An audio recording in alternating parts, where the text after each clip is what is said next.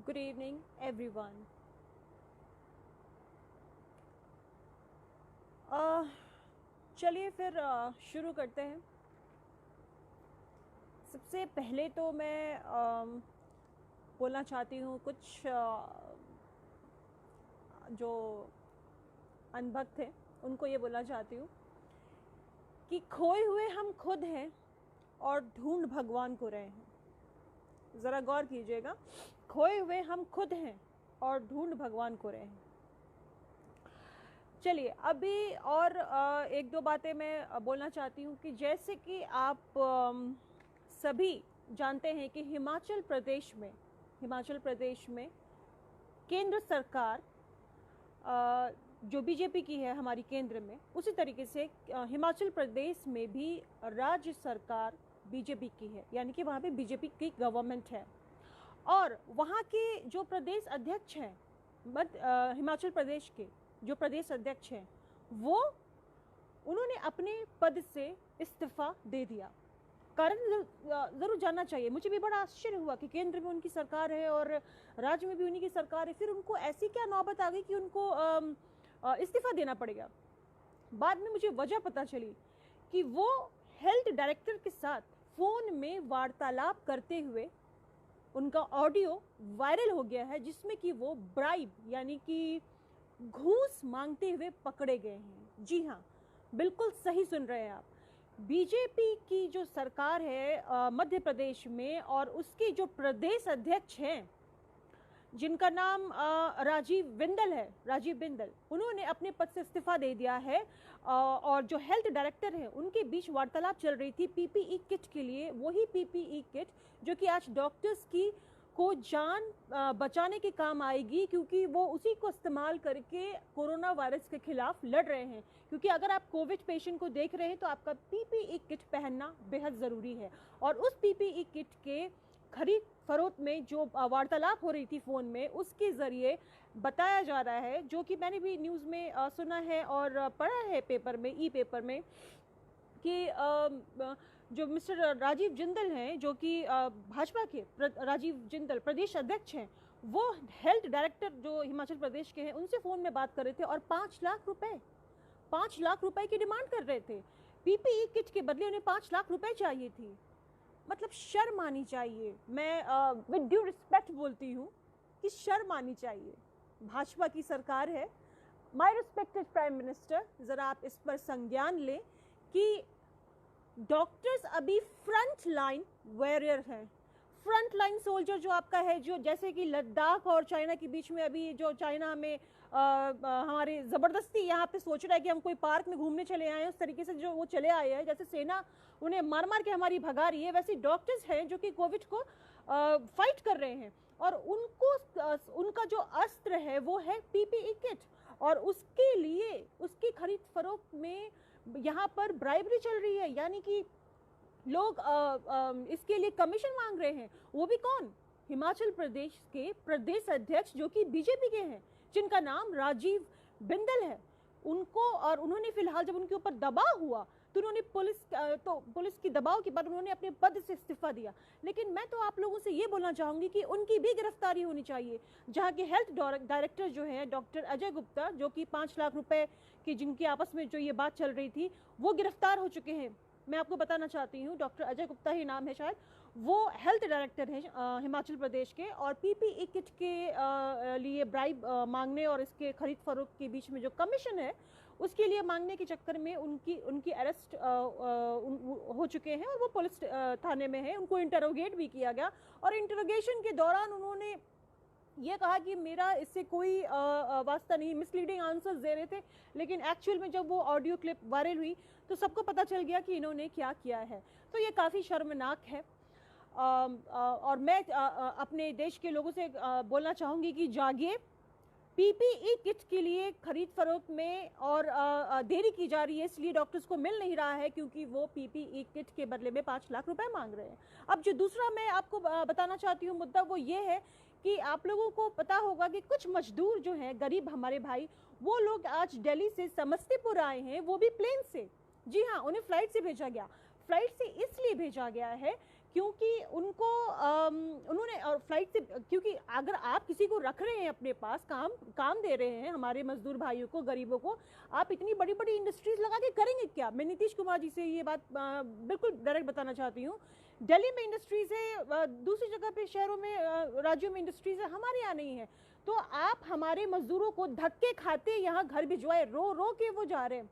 आप वीडियोस देखिए, रो रो के वो लोग बोल रहे हैं, और उनके ये बोलने से मुझे इतनी तकलीफ होती है सुनने के बाद, जब वो रो के बोलते हैं कि हम घर जाना चाहते हैं और हम घर नहीं जा पा रहे हैं, और वो मीलों चल रहे हैं। तो आज एरोप्लेन से भेजा गया मजदूरों को, और वो चप्पल में आए हैं, और उन्होंने वादा किया कि नहीं हम वापस जाएंगे। लेकिन जो हमारे गरीब मजदूर भाई जो धक्के खाते हुए आए हैं, जिनको लोग पुलिस बाहर बोलते हैं रो रो के कि बाहर निकले, तो पुलिस डंडे मारती है और बोलती कि घर जाओ। घर कहाँ जाएं, कहाँ जाएं? घर तो हमारा बिहार में है, तो हम कहाँ जाके छुपे? तो इसके लिए पुलिस डंडे मार रही है, हम मार भी खा रहे हैं, रोटी भी नहीं है पेट में, और हम रो भी रहे हैं। तो और उन्होंने आने के बाद प्रण लिया है और नीतीश सरकार पे उंगली उठाई है कि अब हम बाहर नहीं जाएंगे, आप हमें हमारे राज्य में ही नौकरी दीजिए।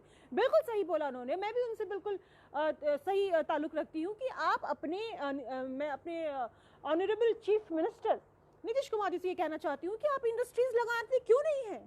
आपके पास दिक्कतें क्या हैं? आप क्यों बिहार में इंडस्ट्रीज नहीं लगा रहे? क्यों हमारे मजदूर जो है वो बाहर जाए काम करने के लिए? अगर वो बाहर उनको जाना नहीं पड़ता तो ये परेशानी नहीं होती, कम से कम खाना तो मिलता उनको, यहाँ पे रहने को घर तो मिलती, छत तो होती सर के ऊपर। अभी क्या स्थिति है? बच्चा माँ को गोद में टांगे हुए जा रही है, माथे पे बोझा रख के जा रही है, बाप रो रहा है। आपने इतनी औरतों को मैंने रोता हुआ नहीं देखा होगा जितने मैंने आदमियों को, मजदूरों को, भाइयों को रोते हुए देखा है। क्या आप लोगों को ये सब दिख नहीं रहा है? अब आप लिस्ट मांग रहे हैं कि हमें लिस्ट भेजिए। क्यों? जब आपको ये पता चल गया कि वहां से लौटने के बाद हमारे गरीब भाइयों ने कह दिया, मजदूरों ने, कि हम बाहर काम करने नहीं जाएंगे, अब लो अपनी इंडस्ट्री और ठेंगा लेके बैठो, क्योंकि अब आपके तो ये लोग जाएंगे नहीं। अब आपकी इंडस्ट्री चलाएगा कौन?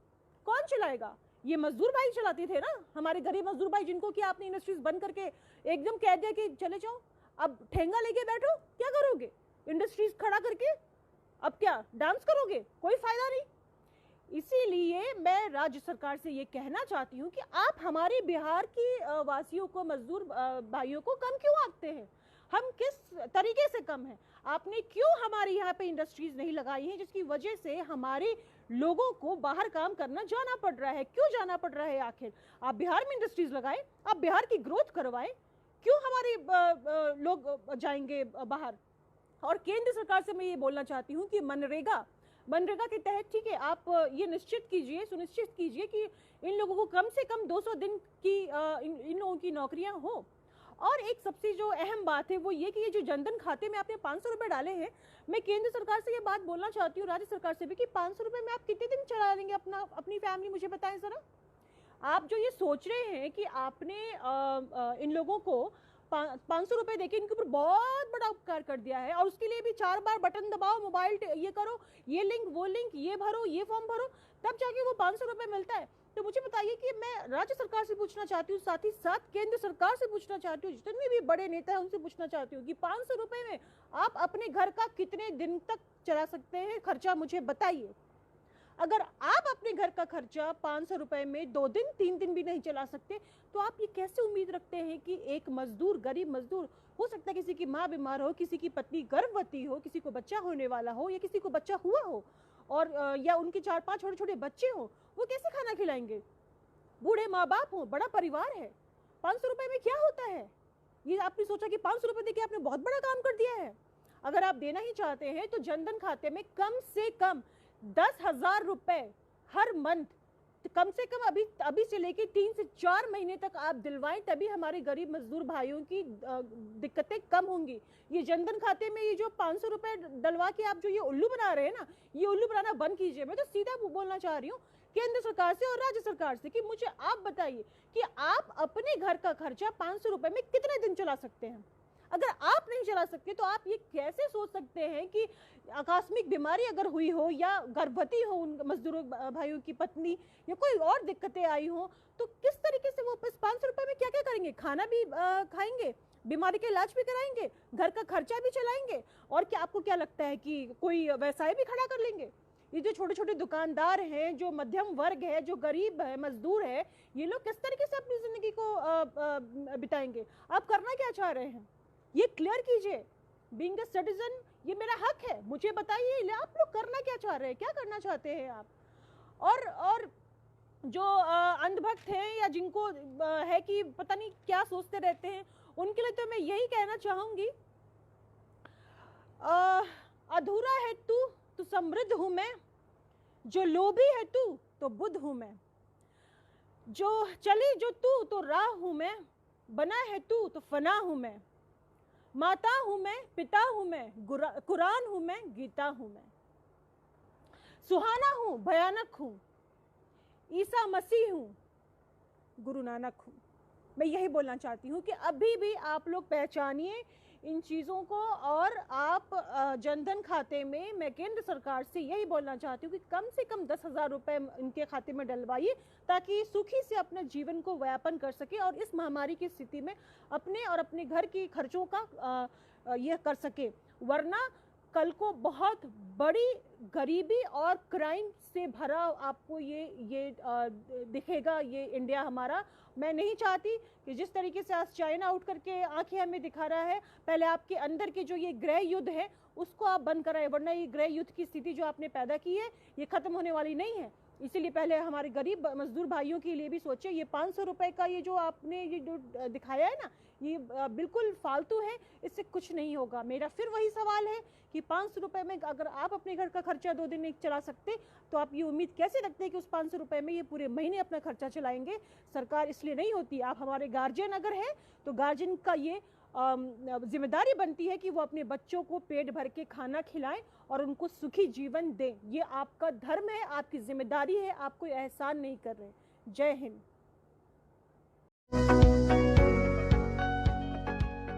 Please like and subscribe my YouTube channel.